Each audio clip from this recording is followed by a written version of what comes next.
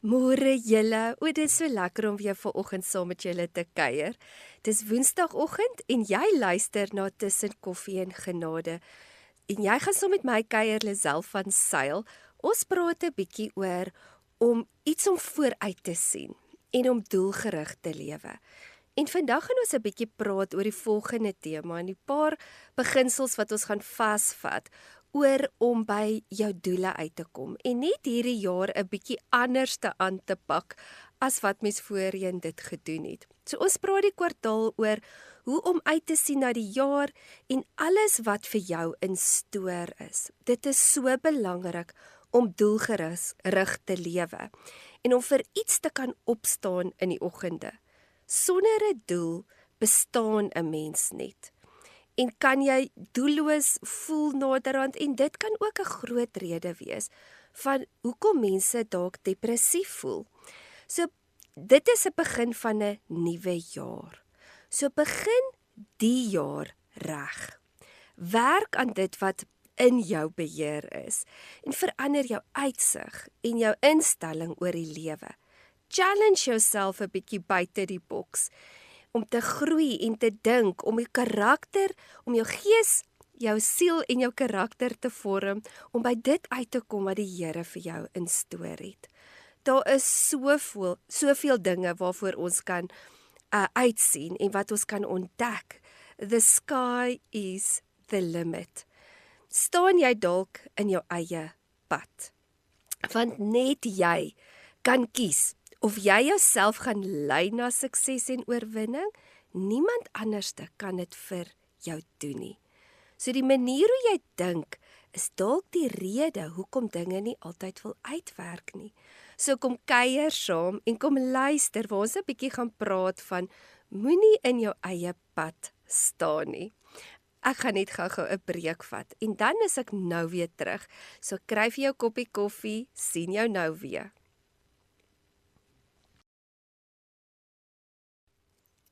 Welkom terug julle.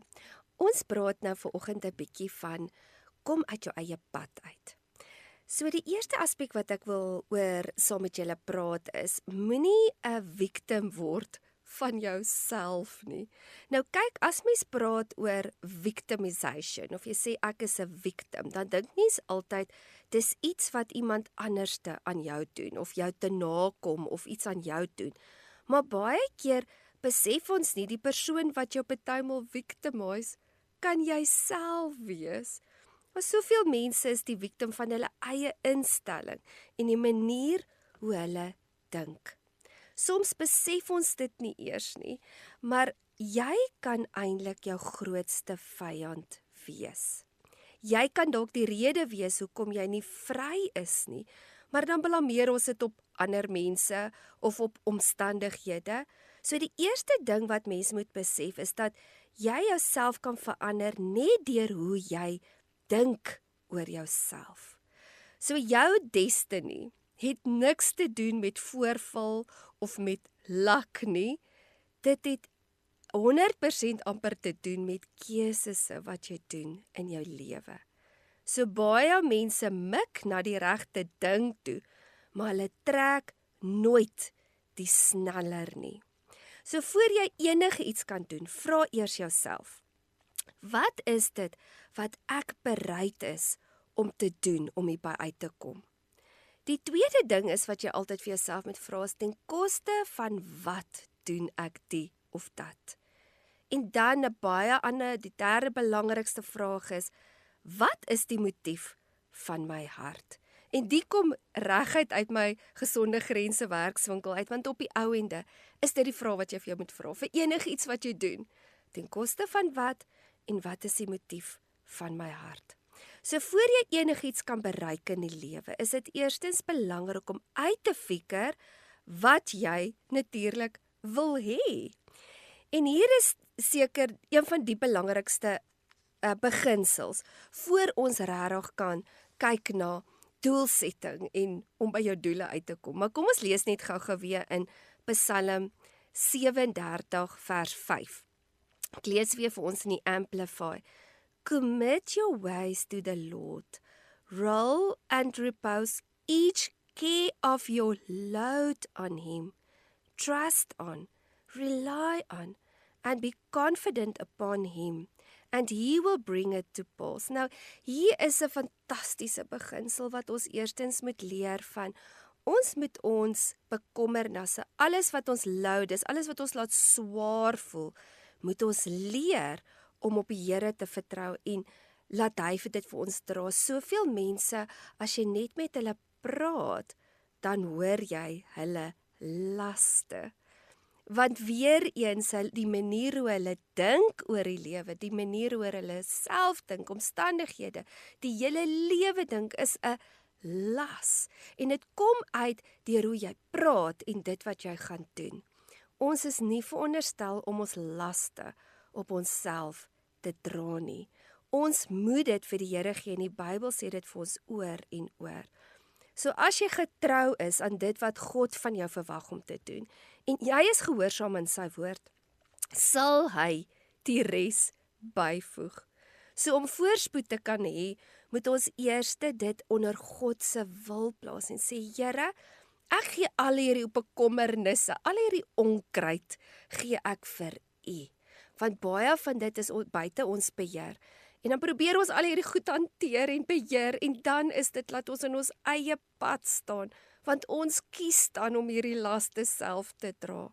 So onkruid groei maklik in die grond wat daar ook besluitloosheid is. Dit is wanneer jy nie weet wanneer, waar en hoe en waartoe moet ek gaan en wanneer moet ek dit doen, en jy is clueless oor wat eintlik jou doel en roeping in die lewe is. So kom uit jou eie pad uit. So wanneer jy nie 'n besluit gaan maak nie, gaan jy nêrens kom nie, en dit gaan net bly by 'n goeie idee. So as gevolg van besluitloosheid, kan ons doodgaan nog voordat ons gesterwe het. En dis soos onkruid wat jou hele lewe oorneem. En dit loop ook naderhand oor met jou verhoudings en hoe jy ander mense hanteer.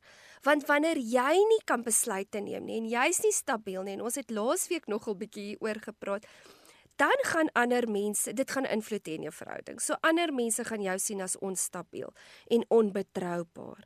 En daar is 'n groot verskil tussen wanneer jy betrokke is by iets of wanneer jy committed is. En dit is ook wat ons gepraat het van set your mind and keep it set. So wees committed, en die Afrikaanse woord werk net nie vir my nie. Wees committed aan dit wat die Here wil hê jy moet doen, en jou roeping en jou doel.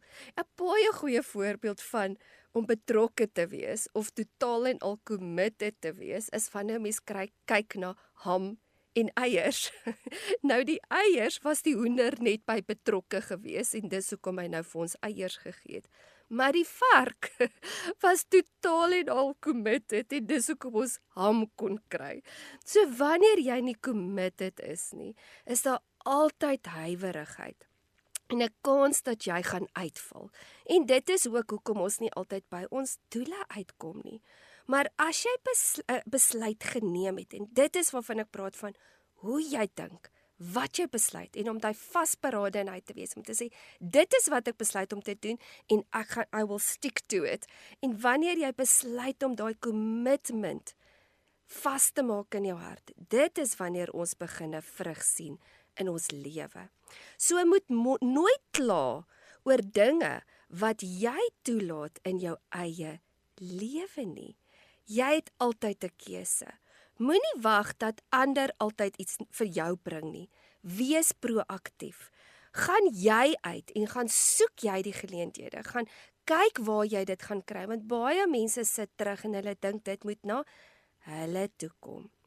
Maar 'n besluit, met ander woorde, jy maak 'n besluit. Jy besluit wat dit is. Wat het die Here my voorgeroep om te doen, en jy stick to it. Soos glue.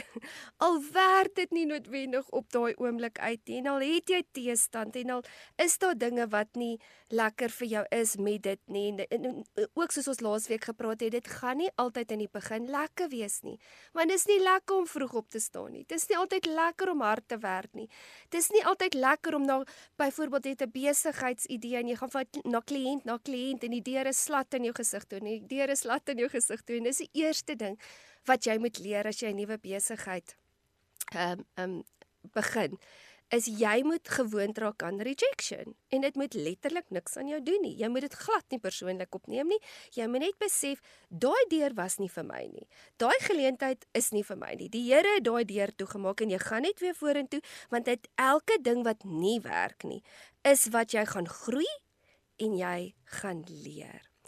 So, wat jy commit om te word, sal jou verander in dit wat jy graag wil wees. Na die moontlikheid, na dit wat jy moet word in die toekoms. So wanneer jy commit, dit is wanneer jy gaan begin verander. En dit is wanneer jy dan jy gee vir jouself eintlik die ability om te sê, weet jy wat, ek gaan deurdruk en ek gaan hierdie ding uitsien, want en veral as jy weet, dit is van die Here af, en dis hoekom dit so belangrik is, wat ons laasweek ook gepraat het, is, die vorige week het ons gepraat van, jy moet eers 'n visie hê, en jy moet seker wees, dit is wat die Here vir jou gesê het om te doen, jy kan nie net jou eie plannetjies maak en dink, okay nee, nou gaan ek hierdie ding probeer en dink, dit gaan werk nie, jy moet eerstens die beginsels volg van God se woord, dat jy seker is, dis wat hy wil hê jy moet doen, en dan commit jy. So die 16de beginsel, wat ons nou al by is hoe jy dink oor jouself, gaan bepaal of jy by jou doel gaan uitkom of nie. So verander die manier hoe jy dink. Nou wil ek sommer by die volgende punt uitkom, en die volgende punt is, kom uit jou eie pad uit. Nog 'n belangrike beginsel wat ons moet snap is om te besef dat jy dalk jou grootste vyand is. Ons het empatie vir ander mense, ons help ander mense en ons ondersteun hulle, as hulle swak is, dan is ons daar. Maar ou maat, as jy swak is, of jy het hulp nodig, dan is ons so hard op onsself. En dis half of ons voel dat ons mag nie foute maak nie. Maar jy moet leer om uit jou eie pad uit te kom. En wat is dit wat jy oor jouself praat? Want baie keer is dit dat ons, ekskuus, jy sê die goed, ons dink dit, maar ons praat dit ook oor onsself. Want wat jy dink, is wie jy is. Hoor gou wat ek sê. Wat jy dink, is wie jy is.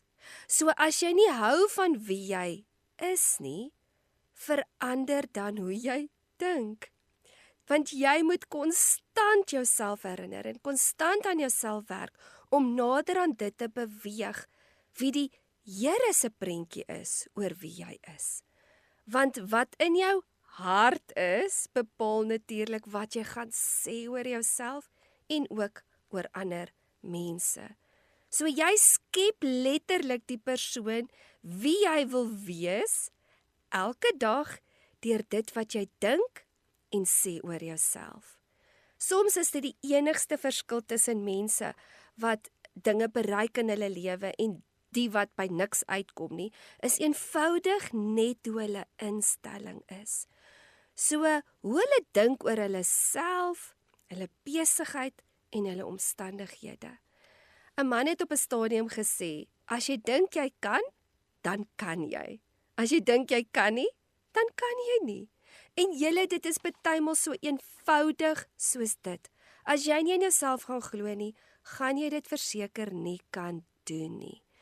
Dalk het jy ook dalk groot geword en jou omstandighede was dalk nie perfek nie. Of jy sê dalk, Lisel, maar jy verstaan nie my verhaal nie. Jy weet nie wat in my lewe aangaan nie. Dis nou maklik vir jou om te praat, maar kan ek vir jou sê, ek weet presies hoe dit voel, wanneer daar niemand is wat jou ondersteun nie. Want wat daar niemand is wat in jou glo nie, wat almal negatief oor jou praat en elke liewe dingetjie wat jy doen, kritiseer en sleg sê, jy mag dit nie so doen nie, jy kan dit nie so doen nie. Ek het so groot geword En verlang in my lewe was ek self so negatief ingestel en was ek so moedeloos en het ek so alleen en het ek regtig gesukkel met 'n lae selfbeeld, juis omdat ek toegelaat het om te luister na al hierdie stemme om my en ek was maar net 'n kind, want jy weet nie van beter nie, maar soos ek saam met die Here deur my genesing gewerk het en deur my verwerping en die instelling wat ek het oor die lewe, het ek besef hoe toksiek is dit en dat ek dit op die ouende net aan myself doen. Ja, ander mense het dit oor my gesê. Ja, ander mense het my disrespekvol hanteer. Ander mense het dit en dat en allerhande goed aan my gedoen, maar so what? Op die ouende is dit, as jy dit glo, dan word dit die waarheid en dit is wat die Here toe vir my begin leer het begin wys het en oor die jare my regtig vrygemaak het van al hierdie leuns en al hierdie verwagtinge wat ander mense van my gestel het en gaan besef het, o, jene, weet jy wat? Op die ouende is daar net een persoon wat ek moet please en dis die Here. En dit is hoekom dit so belangrik is, want op 'n stadium het ek ook gedink, al hierdie mense wat so voorspoedig is en so welaf is, dis net luck. Tot ek begin agtergekom het, dit het niks met luck te doen nie. Dit het alles te doen met hoe jy glo en hoe jou instelling is. Nou hoor 'n bietjie wat sê Stephen Allen en ek gaan nou amper net 'n bietjie van net die afsluiter, gaan ons weer 'n breek vat, maar hy sê, remember one of the nice things about problems is that a good many of them do not exist except in your imagination. En weet julle wat, hierdie is my so 'n ware quote. Want hoeveel goed wat ons oor dink en worry en ponder oor en in die aande wakker lê oor, word is realisties of is 'n werklikheid. Baie van ons vrese en baie van ons bekommernisse bestaan net in ons gedagtes. So baie mense dink hulle self letterlik siek. Hulle dink hulle self onwaardig. Of hulle dink hulle self dat hulle of hulle dink nee, ek het net nie die vermoë nie, want hulle dink nie hulle kan dit doen nie. So hulle glo letterlik nie in hulle self nie. So die vrees wat jy ervaar, is die meeste kere in jouself en nêrens anderste nie. So hou op om 'n saak teen jouself te maak. As jy nie in jouself gaan glo nie, wie gaan in jou glo? Jy moet jou beste vriend word. Want voor jy kan lief wees vir enige iemand anderste of vir enige ander doel of enige ander waarde kan toevoeg, moet jy eers jou waarde besef en lief raak vir wie jy is, sonder 'n hoogmoedige, selfgesentreerde liefde, maar 'n goddelike liefde om te sê, dankie Here wie U my gemaak het met die gawes en alles wat U in my erfie gesit het, nê? So, die lank en die kort is, kom uit jou eie pad uit en verander die manier hoe jy oor jouself dink. Ons gaan net weer so vinnig 'n breek vat en dan gaan ons 'n bietjie praat oor wat is jou doel?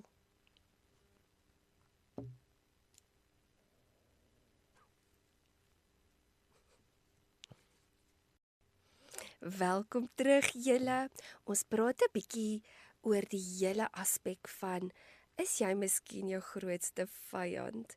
En dalk moet jy net bietjie terugsit en kyk, is ek nie die oorsaak dat ek nie by my doele uitkom en hoekom ek nie vorentoe kan beweeg nie? Want baie keer soek ons dit buite onsself en baie keer is dit net 'n mindset en 'n manier hoe ons strongholds opgebou het oor hoe ons oor die lewe dink en ander mense.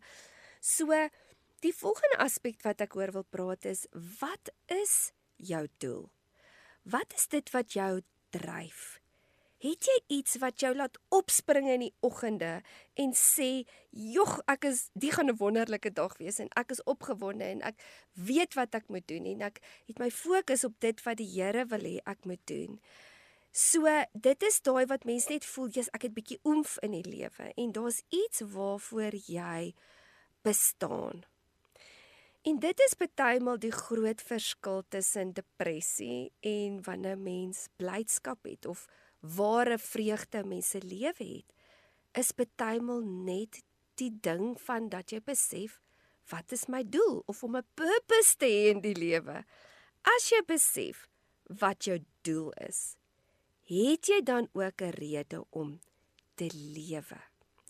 So doelloosheid is wanneer mens dan naderhand jy verloor jou waarde, jy verloor jou rede om oor te gaan in aksie. So jy gaan nie eers enigse aksie of enige iets wil doen as jy nog net nie jou doel besef het of dit kan sien nie. So in 'n tyd waar daar baie onsekerhede is en daar's soveel veranderinge om ons. En is 'n tyd waar mense baie angstig kan voel en benoud kan wees. Daar kan soveel vrese wees oor wat vir ons voorlê in die toekoms. En in 'n tyd waar mense nie meer weet waar gaan hulle volgende inkomste vandaan kom nie, want die ekonomie is dalk onstabiel en dan praat ons nie eers van crime en al die ander dinge wat dalk 'n invloed het in mense lewe nie. En dis soveel meer belangriker om dan die doel te verstaan. Hoekom is ek hier? Soms is dit net tyd, of het jy net nodig om tyd te vat en stil te staan en alles te oordink. Waarheen is ek op pad? Waarheen is alles besig om na toe te beweeg? So as jy sit in 'n situasie wat jy nie meer weet wat om te doen nie. Wat is die volgende plan? Waarheen is ek op pad? Waarheen nou? Dan kan dit dalk wees dat daar dalk amper wil ek sê 'n identiteitskrisis kan wees. Want as jy nog nie eers ontdek het wat die doel in jou lewe is nie, jou purpose, nie? Hoe gaan jy dan weet as jy daar uitkom? Hoe gaan jy dan weet wat dit is wat jou gaan vervulling gee, wat vir jou gaan, soos ek sê, die oomf gee? So jy moet weer gaan ontdek eerstens, wie is ek? En ook sonder die Here kan jy hierdie nie doen nie. Dis hoekom jy storie na storie hoor. Van mense wat maar net bestaan het, hulle het maar net gelewe. Hulle was dalk ambisieus, hulle het geld nagejaag, hulle het allerlei ander goed nagejaag, maar die dag toe hulle die Here ontmoet, toets dit of die doel, en soos ek sê, purpose, vir hulle vir die eerste keer sin gemaak het. Want is net hierdie gees van die Here, want onthou toe die Here die mens gemaak het, he breathed in the breath of life. En daai is 'n simboliek van om lewe in jou lewe in te plaas. En as jy jou eie lewetjie net die hele tyd my way en jy gaan net aan, dan gaan jy begin doelloos wees en jy gaan naderhand jou identiteit verloor, want as jy nie jou identiteit gaan plaas op wie God sê jy is nie, dan kan mens heeltemal verlore voel. So daarom is dit so belangrik om stil te staan en vir jouself die volgende vrae te vra. Wat kan ek doen? So wat is jou ability? En ons het nou al 'n bietjie oor gepraat. En jy vra vir jouself, wat is dit wat die lewe vir my 'n sense of purpose gee, nê? Daai van dit gee nou vir my meaning en ek moet hierdie Engelse woorde vertel, maar die Afrikaans, ek weet nie, dit gaan nie vir my die ding nou mooi verduidelik hier nie. Want as jy dit ontdek, dan gee dit vir jou die krag om te word wie jy veronderstel is om te wees. Al kan jy net ietsie kleins nou doen, maar klein stappie vir klein stappie, dis letterlik stappie vir stappie, bou jy jou destiny. En as jy dit nie weet wat dit is nie, en as jy nie weet hoe om daar uit te kom nie, en jy het nie 'n doel nie, en jy voel nie, dan wil ek jou aanmoedig.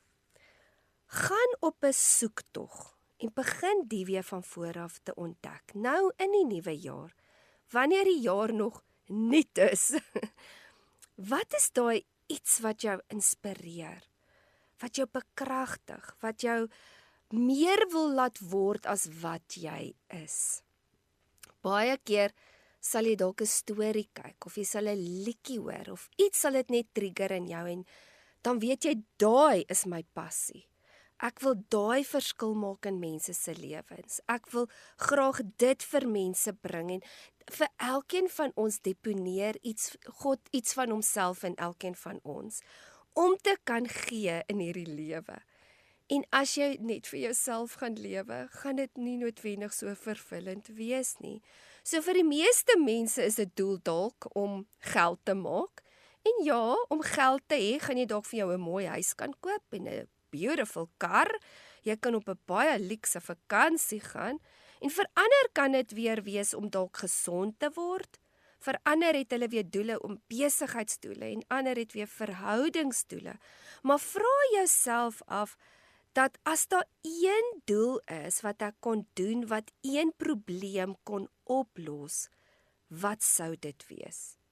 Skryf dit neer en maak dit saam met die visie en die roeping wat die Here vir jou gee, jou lewensdoel. So om 'n plan op te trek vir die volgende 10 jaar van jou lewe, om iets te bereik. Dalk het ons 'n droom en ons dryf na ietsie toe, nê? Kom ons sê nou maar oor 10 jaar wil ek hierdie besigheid bou of wat ook al dit wat ek nou genoem het. Dan besef mens dit gaan my iets kos, nê? So dis vroeg opstaan en dis dalk laat gaan slaap. Dit is dalk jy moet gedissiplineerd wees. Jy moet dalk 'n boeke lees. Jy moet kursusse doen. Wat ook al dit nodig is om by dit uit te kom. Wat ook al dit nodig is. As die droom groot genoeg is en die Here gee vir jou dit en jy weet wat dit is wat jy moet doen, dan gaan jy nie meer omgee wat die prys is om te betaal nie. Want baie keer onthou, gee ons op ons drome en ons verloor ons drome as gevolg van teleurstellings. Maar ander kere is dit ook van, o nee, dis nou te hard. Want ons wil dit net gemaklik hê. Ons wil dit net lekker hê. En die oomblik as ons teestand kry of daar's druk of dis soos ek sê, jy moet iets betaal. Dis hoekom jy moet weet wat jou droom is en wat jou visie is, want anders gaan jy nie wil vroeg opstaan nie. Anders dan gaan jy nie daai verwerping op verwerping kan hanteer nie, want jy moet jou droom en visie kan sien. En dit is ook dan wat mense dan sê, weet jy wat, as jy nader aan die vrug beginne pluk, dan sê jy, die prys wat ek moes betaal het, was maar 'n klein prys, want ek weet waartoe die Here my vat. En dit is hoekom dit so belangrik is om gesonde gewoontes te bou. Die eerste stap is nie wat of hoe nie, maar wie. Jy moet weet wie jy graag wil word. Anderste is dit net soos 'n boot sonder 'n stuurwiel. Jy het die mag om jou siening oor jouself te verander. En dit is nou presies daar. Jy moet eers voordat jy dit wat jy wil word en die droom wat jy wil word, moet jy terugstaan. En dis waarvan ek praat van jy moet eers jou eie identiteit vind. Jy kan jou identiteit kies deur die gewoontes wat jy elke dag kies om te doen. So om beter gewoontes te bou, is nie noodwendig om elke dag jou tande te borsel, of dalk nou deesdae sit mos jy met 'n koue stort vat. Dis ook nie uiterlike sukses, soos om meer geld te hê, om gewig te verloor nie. Goeie gewoontes kan wel al hierdie dinge vir jou gee, maar die fondament is nie om iets te kry nie, maar om iemand te word. En ek hoop julle snap hierdie beginsel vanoggend. So baie keer, ja, ons moet die visie hê. Ons moet die drome hê. Maar as jy nie by jou as jy nie gaan stil staan en jy ontdek wie jy is, soos byvoorbeeld, jy wil nou 'n skrywer word. Nou jy moet vir jou eers vra, hoe lyk 'n skrywer? En dit gaan definieer. En ons gaan nou weer 'n bietjie verder daaroor praat. So die 7de beginsel is, bou gewoontes wat jou maak wie jy veronderstel is om te wees. Ons gaan nou weer terugkom en dan gaan ons 'n bietjie praat oor die volgende beginsel. Sien julle nou weer? Welkom terug julle. Ons praat nou oor die volgende beginsel. En ons gaan 'n bietjie praat oor, praat jy net of doen jy ook. En dis 'n ongelooflike beginsel ook om by dit uit te kom wat die Here vir jou instoor het, is om proaktief te wees. En dit is oor en oor praat Jesus in verskeie beginsels daaroor. En deur God se woord het hy regtig gedink teen idleness, kan ek sê, wanneer mens net doelloos rondsit en niks doen nie. En jy kan ook sien, mense wat so doelloos is, dit tap letterlik die lewe uit hulle uit. So een van die mees beste maniere om verhoudings te bou, nê, is deur te luister. So kom ons praat 'n bietjie oor praat en luister en die hele konsep oor dit voor ons by die proaktief uitkom. So die een wat skinder praat oor ander mense. Iemand wat vervelig is, praat net oor hulle self. Maar 'n briljante kommunikeerder praat oor ander mense en luister dan wat hulle te sê het. Jy leer niks terwyl jy alleen praat nie. Die waarheid is, hoe meer jy praat, hoe minder onthou mense wat jy sê. En kom ons luister net 'n bietjie wat die Bybel vir ons sê oor die tong en oor woorde. En eerstens wil ek ons na Jakobus toe gaan. Die eerste Jakobus praat nogal baie oor praat en dit en dat, maar kom ons lees net vers 1, James 1 vers 19. Yes. Understand this, my beloved brethren. Let every man be quick to hear, a ready listener, slow to speak, slow to take offense, and get angry. En om dit te kan doen, het jy sekere karakter nodig. En dit onder andere het jy selfbeheersing nodig, en jy het ook goddelike wysheid nodig. So wanneer jy nie iets te sê het wat opbouend is, of wat iets kan bydra nie, bly net eerder stil. Dis nie altyd nodig om die hele tyd te praat nie, want nonsens praat is eintlik net 'n tydmors nie.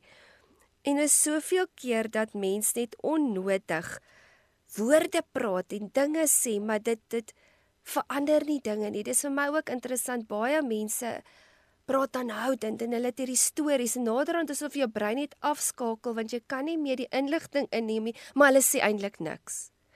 En dis eintlik baie selfgesentreerd, want in die eerste plek steel jy ander mense se krag, want hulle moet nou probeer konsentreer wat jy sê. En aan die ander kant is dit baie selfgesentreerd, waar jy 'n goddelike perspektief het en jy begin met goddelike woorde praat, dan begin jy baie mooi dink, wanneer sê ek wat? En partymal is stilte beter as woorde. So Spreuke 17 vers 27 vers tot 28, en voor ek dit nou lees, wil ek net verduidelik, want daar's 'n beginsel wat ek nou wil hier deurbring vir julle, want baie mense het groot drome, groot praatjies, altyd hier 'n storie en daar 'n storie, maar daar gebeur niks. En dis eintlik daai beginsel wat ek nou wil vasvat. So kom ons lees Spreuke 17 van vers 27, en nou gaan ek vir ons weer lees in die Amplify. He who has knowledge spares his words, and the man of understanding has a cool spirit. Even a fool, when he holds his peace, is considered wise. When he closes his lips, he is esteemed a man of understanding. So met ander woorde, talk is cheap. En soos jy ouer word, praat jy minder, maar jy sê meer, want jou dade is meer kragtig as jou woorde. So leer om te luister, en soms is die geleentheid reg voor jou, maar mens mis dit, want jy praat aan mekaar. En dan naderhand dan verloor jy eintlik soveel opportunities, want jy hou net aan babbel en babbel en babbel. En dit kom ook baie keer met ons verhouding met die Here. Ons kom en ons bid, en ons het al hierdie woorde, en ons het dankie Here, dit, amen, en dan gat jy. So jy babbel, maar jy luister nie vir die respons nie. Jy luister nie wat sê die Here terug nie. Jy gaan sit nie en jy luister, wat wil die Heilige Gees? Hy wil nog iets vir jou gesê het. maar jy so aan die praat, jy hoor nie wat hy vir jou sê nie. So Spreuke 10 vers 19 sê vir ons, in the multitude of words, sin is not lacking, but he who holds back his lips is wise. So wat is dit wat jy probeer sê? Word bewus van hoe jy is tussen mense. Praat jy die hele tyd? Het jy baie om te sê? Of is jy eerder stil en luister jy?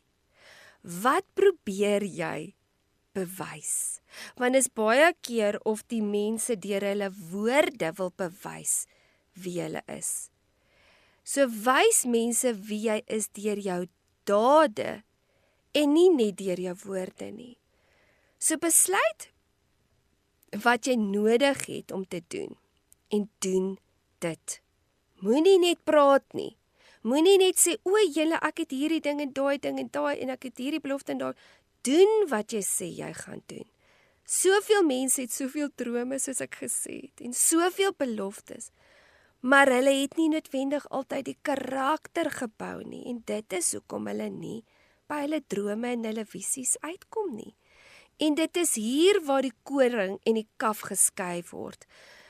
Die wat praat of die wat proaktief oorgaan in aksie. Dit is wat die verskil maak. En soos ons gesê het, talk is cheap, the proof is in the pudding.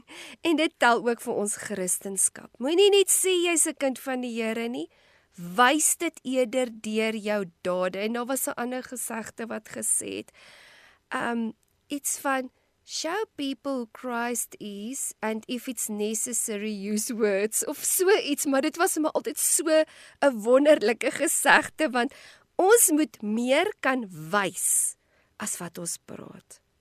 So as jy weet wie die Here jou geroep het om te wees, en jy verstaan jou doel, en jy het jou plan in plek, gaan ook oor in aksie, en dan sal jy unstoppable wees. En onthou, die Here werk saam met jou. In 1 Korintiërs 3 vanaf vers 9 sê dit vir ons, for we are fellow workmen, joint promoters, en dan ook laborers together with and for God. You are God's garden and vineyard and field under cultivation. You are God's building. So ons doen dit nie op ons eie nie, julle, ons doen dit saam met die Here. Ons bou sy koninkryk en dit is vir sy glorie wat ons al hierdie dinge doen in die eerste plek. En dan kom ons by hierdie beginsel uit wat vir ons sê in Matteus 5 vers 37. Let your yes be simply yes, and your no be simply no. Anything more than that comes from the evil one. So as jy gesê het jy gaan 'n ding doen, dan doen jy dit. As jy sê jy gaan dit nie doen nie, dan doen jy dit nie. Dis eenvoudig soos dit. Moenie sê ek gaan die en ek gaan dit en as dit nee. Wees standvastig en dit bring ons by ons 8ste beginsel uit. Moenie net praat nie, maar gaan oor in aksie. Ek gaan nou weer gou-gou 'n breek vat en dan gaan ons 'n bietjie praat daaroor om jou dit te definieer en spesifiek te wees waantoe jy op pad is. Ek is nou weer terug. Welkom terug julle. Ons praat die bietjie vanoggend oor verskillende beginsels van wat ons miskien moet verander van die manier hoe ons dink oor ons lewe en oor onsself. Nou wil ek 'n bietjie praat oor definieer wat dit is wat jy soek. You can't find it if you don't define it. So geleenthede is oral om ons. Wat dit 'n werklikheid maak, is waarop jy gaan fokus. So vra jouself die hele tyd, waarop moet ek nou fokus? Wat jou fokus gaan bepaal, of waar jy op gaan fokus. Skep dit dan jou sterkte en jou momentum.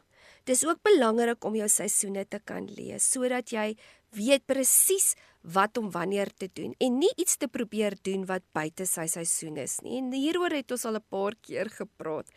So 'n goddelike momentum is die volgende. Eerstens is dit 'n single mind. Daai wat ons al gepraat het van set your mind and keep it set. So jy's gefokus op net dit wat die Here gesê het jy moet nou doen in daai seisoen. Tweedens is dit om unwavering te wees. Jy standvastig. Jy gaan nie links af nie, jy gaan nie langs af nie. Jy bly net daar. Jy's stabiel, jy standvastig. Nommer 3 is 'n passie wat geen limite het nie. En dis amper soos daai zeal of God wat jou volmaak. Jy's so opgewonde oor wat die Here jou mee volmaak en die drome wat die Here vir jou gee, dat dit jou unstoppable maak. Nommer 4 is dit vereis 'n gekonsentreerde intensie en 'n goddelike instelling op jou destiny. En nommer 5 is 'n vaste visie en 'n commitment om op jou beste te kan doen. So om op iets spesifiek te konsentreer is die sleutel wat die deur gaan oopsluit om al jou energie op een punt te sit en om nie weg te draai van, nou, soos ek gesê het, linkerkant toe of regterkant toe nie. Dis hoekom dit so belangrik is om op die regte ding te konsentreer op die regte tyd. En so staan dit ook vir ons in Jesaja 30 vers 21. And my ear will hear a word behind you saying, this is the way, walk in it. Then you turn to the right hand and then you turn to the left. So dit is nou weer eens daai ding van, jy moet die stem van die Here volg. Luister na sy stem en fokus op dit wat hy vir jou sê om te doen en net op dit. Die meeste suksesvolle mense was die wat nog altyd op een spesifieke plek gekonsentreer het. Dit is soos wanneer jy 'n boom afkap en jou aankap net op een plek. Jy kap nie eers hier en dan daar en dan hier en dan daar. Naderhand gaan jy al jou energie gebruik en niks gaan gebeur nie. Maar jy kap daai boom op een plek. En as jy weer sien, dan val daai boom. So een spesifieke idee, een spesifieke mikpunt en 'n vaste doel. Mens kan nie rondval nie, dit kan nie wyk wees nie. Jy kan nie byvoorbeeld sê, my doelwit is om gelukkig te wees. Dis baie wyk. Jy moet dit definieer. Wat is geluk? Wat beteken dit? So dis hoekom dit so belangrik is om te weet spesifiek waartoe jy na mik. Anders hoe gaan jy weet as jy daar uitkom? Soms voel ons stak en te neergedruk en oorweldig. En die geheim is om dadelik dan jou fokus te verander. Want waarop jy gaan fokus sal jou realiteit word. En dit is partymal net ook nodig met tye om te huil. Jy kla, jy skree en jy kry dit uit jou stelsel uit. Maar dan staan jy weer op, jy herfokus en jy begin weer te werk en jy sê, okay, ek weet hier het nie gewerk nie, ek weet ek voel oorweldig oor die ding het my nou bietjie gegooi, maar dan staan jy net weer op en jy begin net weer. Want daar is 2 vinnige paadjie na mislukking en dit is nog 'n beginsel wat ons moet snap. Die een is wanneer jy na niemand se raad luister nie en die ander ene is as jy na almal se raad luister. So moenie rondgaan en na al hierdie stemme luister nie. Bly by die punt en bly gefokus op dit wat jy nou mee besig is. Moenie iemand wees wat onseker is oor sy toekoms en dan nog onduidelik is oor vandag nie. Jy kan nie iets ontdek voordat jy dit nie gedefinieer het nie.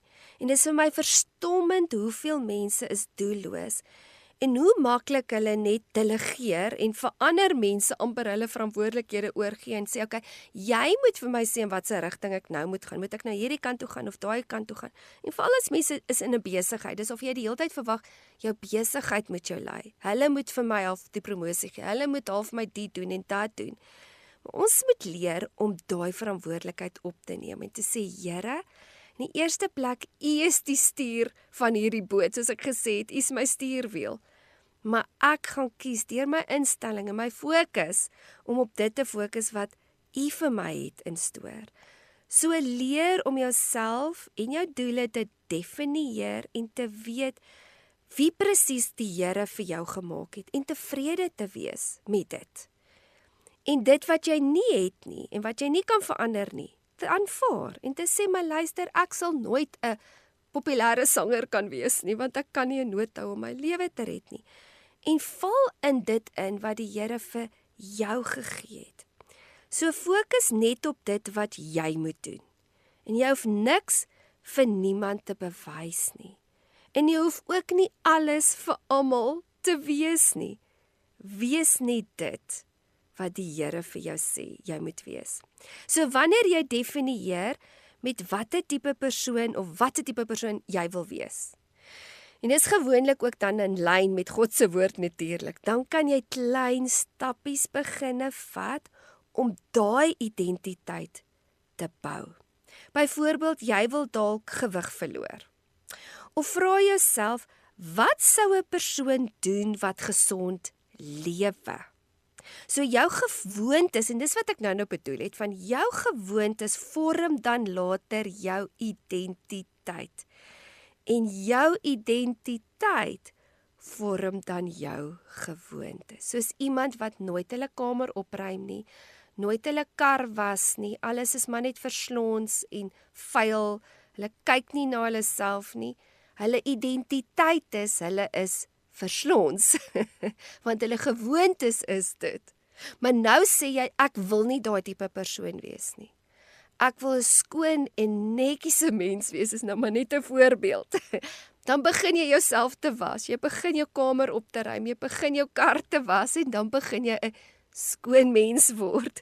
So die 9de beginsel wat ons moet volg is, kry jou fokus reg en fokus net op dit wat jou gaan laat groei en nader na jou doel toe sal bring. Ons gaan gou-gou weer 'n breek vat. En nou gaan ons net so laaste beginseltjie deurwerk, wat nogal belangrik is, en ek dink dit vat nogal alles saam wat ons vanoggend oor gepraat het. Ek is nou weer terug. Dit is my so lekker om vanoggend saam met julle te praat, en ek wil nou weer 'n bietjie stil staan, en ek het al van hierdie goetertjies behandel al hierdie maand, maar ek dink hierdie beginsel bring baie by mekaar vanoggend. En dit gaan oor selfaanvaarding. Soos ek gesê het, baie keer is ons eie grootste vyand, wat dan veroorsaak dat ons nie by die doele en by die roeping uitkom, wat die Here altyd vir ons instoor het nie. So ek gaan net gou-gou 3 aspekte hier noem. En ek wil jy moet bietjie hierdie week daaroor gaan dink. So die eerste een is, dit is so belangrik om te weet wie jy is. So elkeen van ons, soos ek genoem het 'n roeping. En as jy nie daai gaan ontdek nie, en jy gaan nie jou doel ontdek by dit wat die Here jou geroep het om te wees nie, dan gaan jy rondval en jy gaan doelloos voel. En elkeen van ons is anders te aan mekaar gesit. En die Here het klaar in jou alles geplaas wat jy nodig het om te word wie hy jou gemaak het om te wees. En baie keer wil die duiwel vir ons kom lieg en sê, o nee, ek skiet te kort, of ek is, soos ons sê, ek is nou unlucky, ek het uit my omstandighede, waar ek groot geword het, is niks met dit te doen nie, niks. Daar's actually 'n ou op Instagram, ek weet nog glad nie wat sy naam is nie, maar hy vertel die hele tyd konstant van hierdie verhale van mense wat uit niks uitkom nie, of die horribelste omstandighede gehad het, en onder andere het hy nou die dag gepraat oor Charlie Chaplin, en dit was nogal vir my skokkend toe ek die arme man se verhaal hoor. Sy pa het hom gelos, toe hy al 3 jaar oud is, sy ma was in 'n mental institute, en hy was na 'n kinderhuis toe, hy was baie arm, hy het letterlik op die strate op 'n stadium gelewe om kos te kry, en dan het hy mense uitgekyk, en dan het hy grappies gemaak, en dan het hy, toe sy ma nou weer terug is, dan sal hy nou hierdie mense namaak, en dan sal hy haar probeer entertain eintlik maar. En so het dit nou maar van een ding na die ander ding. Hy het shows gedoen, maar nie eintlik betaling gekry soos wat ek verstaan nie. En toe het hy die geleentheid gehad om Amerika toe te gaan. En nou kyk mens al hierdie snaakse komediese stories van Charlie Chaplin en hy's 'n legend. Maar ons besef nie eintlik die swaar kry wat hy beleef het nie. Maar eintlik op die ou ende het hy 'n sukses behaal in dit wat hy gedoen het. Maar hoeveel te meer as ons dit wat die Here in ons plaas, die verantwoordelikheid opneem en sê, Here, ek wil die beste weergawe word wat U my gemaak het. Want as jy nie gaan ontdek wie jy is nie, en jy gaan nie daai definieer nie, gaan jy altyd 'n tweede klas wees van wie jy veronderstel is om te wees. En net jy kan die beste weergawe van jouself word, as jy jouself toelaat. Die tweede beginsel is, moet nooit hou op om die hele tyd te probeer verskonings maak. En dit is presies dit wat baie keer mis ons blessings en ons gawes, want ons maak die hele tyd verskonings. En soveel lewe in self-rejection. So jy verwerp, soos ek nou nog gesê het, eintlik maar jouself, want jy is ontevrede met wie jy is, vir watse rede ook al, hoe jy lyk, of wat jy geword het, of wat ook al, en dan is ons die geneigtheid om, soos ek sê, om ander mense te blameer van dit. Maar net jy het eintlik veroorsaak waar jy vandag is. Dink bietjie daaraan. Jy kan gekies het wat, waar en hoe. Toe jy kind was, het jy nie noodwendig keuse gehad nie. Ja, en ek weet, daar's baie keer omstandighede buite ons beheer, maar elke ding wat ons moet gebruik, soos byvoorbeeld met eetgewoontes. Jy kies wat jy gaan eet. Jy kies of jy gaan oefeninge doen. Jy kies of jy na jou gesondheid gaan kyk of nie. So Romeine 6, en ek wil vir ons 'n hele stuk nou uit Romeine uitlees. Ons gaan nou 'n paar skrifte hier en daar lees in Romeine 6 en Romeine 12. Maar ek wil eers begin by Romeine 6 en ek gaan vers 4 en 5 vir ons lees.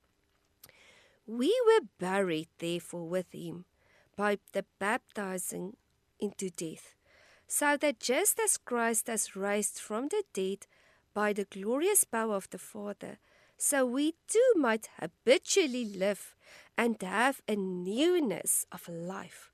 For if we have become one with him by sharing in death like him, we shall also be one with him in sharing his resurrection by the new life lived for God. So dis die eerste konsep wat ons net moet kies, van ja, ons almal was op 'n stadium in rejection. Ons almal was op 'n stadium in self-rejection, maar die oomblik wanneer jy tot bekering kom en wanneer jy by God uitkom, moet ons nou 'n nuwe lewe begin kies. En ons moet begin nie dink oor onsself en hoe ons onsself sien. So ons behoort nou nie meer net aan onsself nie. Ons behoort nou aan God en sy koninkryk. En dit is so belangrik ook om hierdie konsep te verstaan, dat dit is hoekom dit so belangrik is, dat ons aan ons manier van dink ook werk, laat ons anders te begin dink. Romeine 12, en ek gaan hier vir ons vers 1 en 2 lees.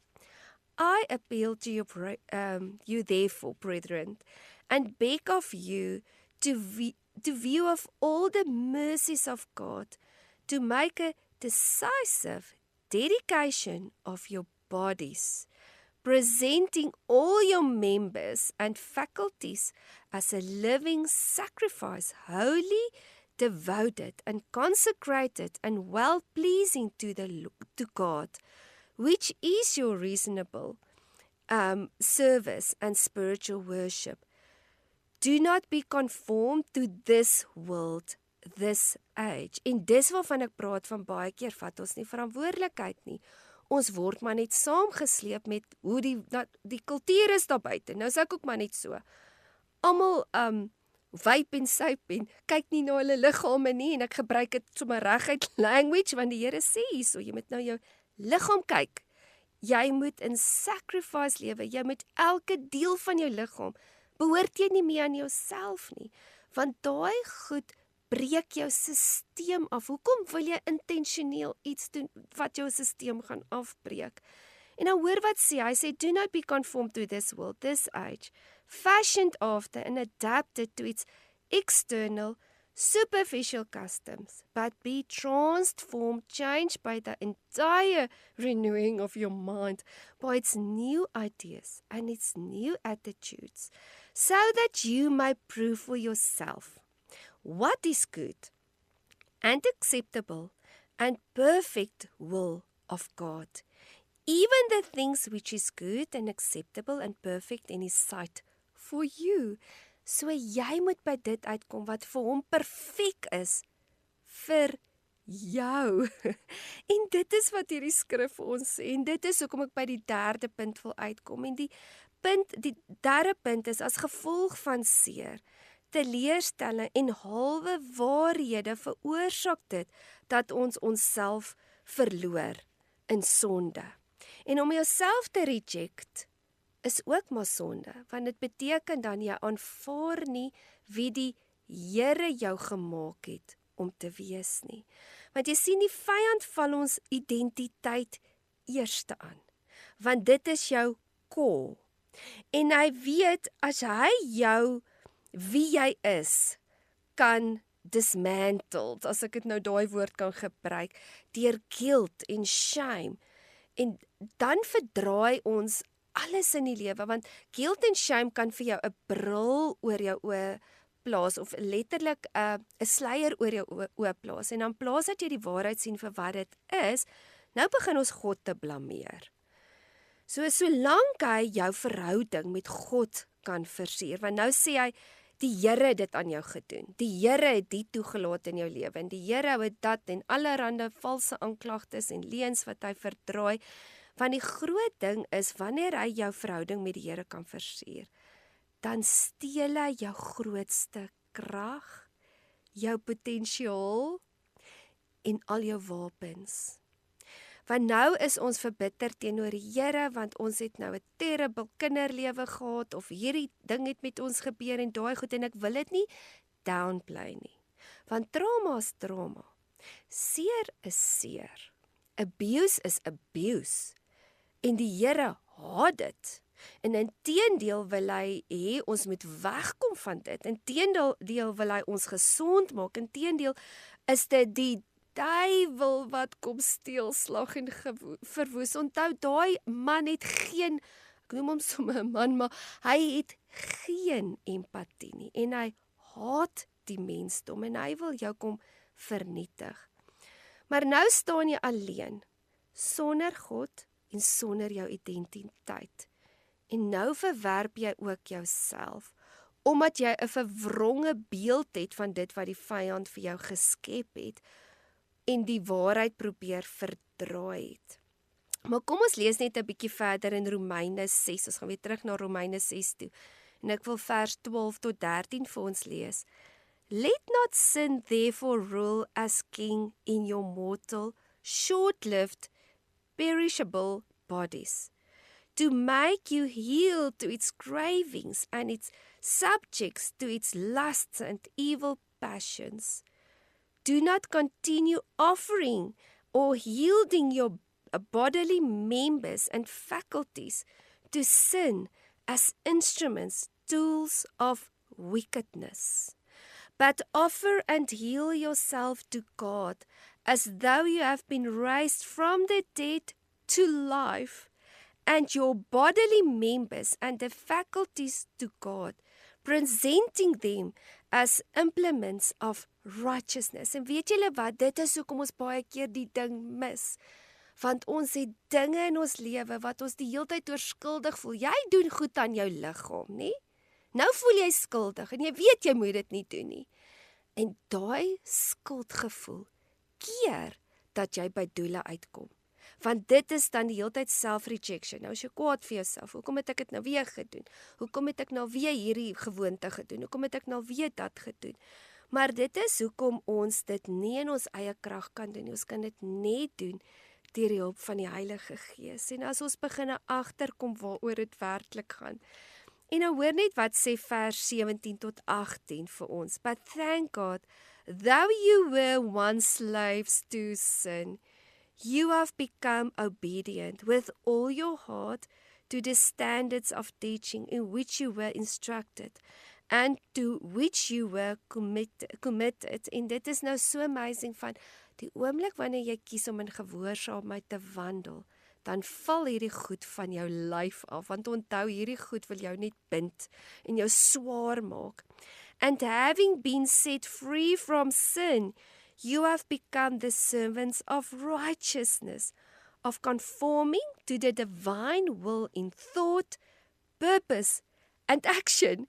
En hier staan dit vir ons. Ons praat nou al die hele oggend om oor te gaan in aksie. Wat dink jy? En wat is jou doel? So dit is die crux. So jy kan kies of jy nog 'n slaaf wil wees van die leuen en aanhou sonde justify in jou lewe, of jy breek vry en jy word 'n warrior en jy word wie die Here vir jou gemaak het om te wees. So kom weg van hierdie sonde en hierdie goeters wat jou die hele tyd wil enslyf. Enige iets wat jy nie meer sonder kan klaarkom nie, is 'n verslawing. Kom weg van daai dinge, want dit sal jou verder wegvat en jy gaan nooit in 'n lewe van oorwinning kan wandel nie. Nou gaan ons bietjie verder in Romeine en ek wil net vers 23 ook vir ons lees.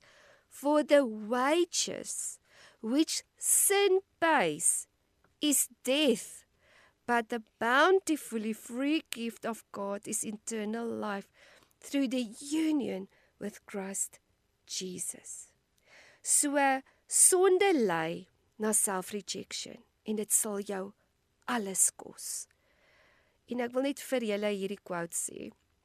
Real contentment will only come when you embrace the authentic you and become the only version that God created. Jy gaan op 'n punt moet kom waar jy jouself gaan moet vergewe vir dit wat jy in die verlede gedoen het. En ons het nie beheer oor dit wat ons in die verlede gedoen het nie. Maar ons het wel beheer oor wat vandag aangaan en wat ons vandag doen. So wat in die verlede gebeur het, dis verby. Ons het nie beheer daaroor nie. Maar jy kan kies en jy het beheer oor môre en wat jy môre gaan doen en môre gaan wees. So leer uit jou verlede. Kry genesing, groei en word die beste weergawe van jouself. So die 20ste punt of die beginsel wat jy moet in jou lewe implementeer is aanvaar jouself wie God jou oorspronklik gemaak het om te wees.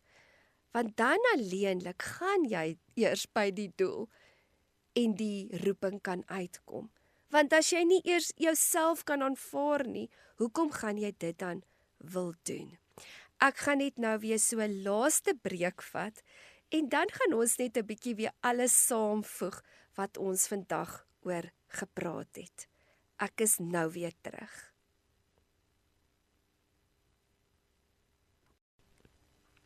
Julle, dit was so lekker om vanoggend weer saam met julle te kuier en net weer oor soveel belangrike goddelike beginsels te praat. So kom ons praat net oor die 10 punte wat ons vanoggend oor gepraat het. En die eerste enetjie was, soveel mense is 'n victim van hulle eie instelling en die manier wat hulle dink. Jy kan jou eie grootste vyand wees. Nommer 2. Kom uit jou eie pad uit. Wanneer jy nie 'n besluit gaan maak nie, gaan jy nêrens kom nie. Dan bly dit net 'n goeie idee. Nommer 3. Jy skep letterlik die persoon wie jy wil wees elke dag deur dit wat jy dink en sê oor jouself. Nommer 4. Vra jouself, wie wil ek graag word? En kies dan elke dag om te vorm om dit te wees. Nommer 5. Leer om te luister. Soms is geleenthede reg voor jou, maar jy mis dit want jy praat te veel. Nommer 6. Wys mense wie jy is deur jou dade, nie net deur jou woorde nie. Nommer 7. waar jy jou fokus gaan plaas. Daar skep jy sterkte en momentum. Dis ook belangrik om jou seisoene te kan lees, sodat jy nie die verkeerde ding in die verkeerde seisoen probeer doen nie. Nommer 8. Luister na sy stem en fokus op dit wat hy vir jou sê om te doen.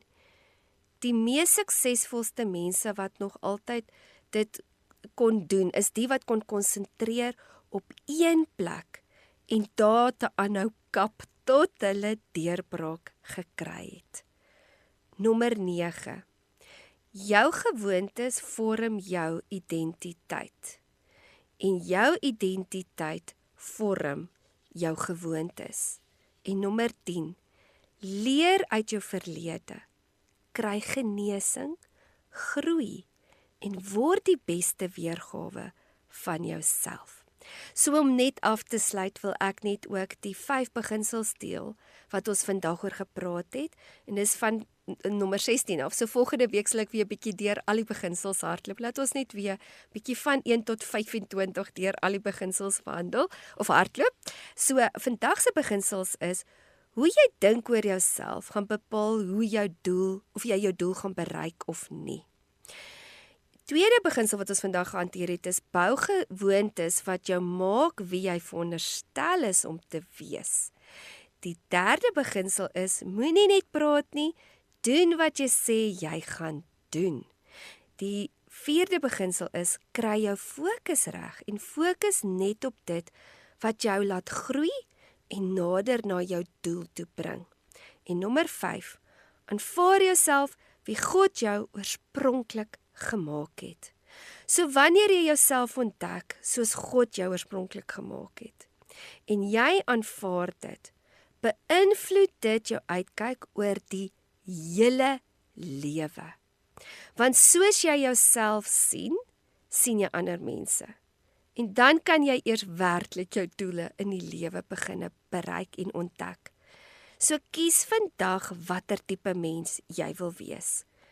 Kies om in oorwinning te lewe en jou doel uit te lewe in hierdie lewe. Jy het net een lewe. Wat gaan jy daarmee doen? So kom uit jou eie pad uit en volg die pad wat die Here vir jou wys waantoe om te gaan. So kom luister weer saam. Volgende week gaan ons 'n bietjie praat oor verander jou uitkyk oor die lewe. En dan gaan ons 'n bietjie nog paar beginsels vasvat oor hoe jy doelgerig en meer in oorwinning kan lewe en by 'n plek kan uitkom van contentment. Dit was weer so lekker om vanoggend saam met julle te kuier. Nooi gerus vriendinne, jou ma, jou pa. Nee, jou pa gaan dalk nie wil luister nie, maar hy kan maar seker ook luister. Hoewel die vir vrouens is mans net so welkom om saam te luister. Maar nooi al jou vriendinne, jou skoonsussie en dan laat hulle volgende week saam kuier hier by Tussen Koffie en Genade, elke Woensdag van 9 tot 11. Ek praat gou weer met julle. Lekker dag. Totsiens.